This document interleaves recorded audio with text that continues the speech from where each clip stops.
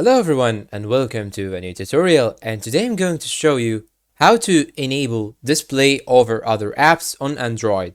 It's very simple and easy. All you have to do is to follow my steps, and before we begin, don't forget to hit the like button, subscribe and turn on the notifications.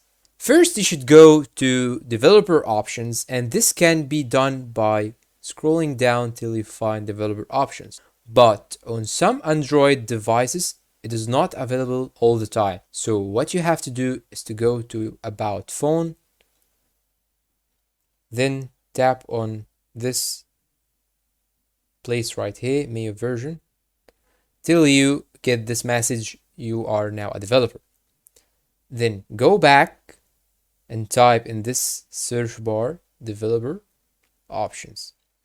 Now, after opening developer options, you have to scroll down till you find this option right here, allow screen overlays on settings, and you should enable it.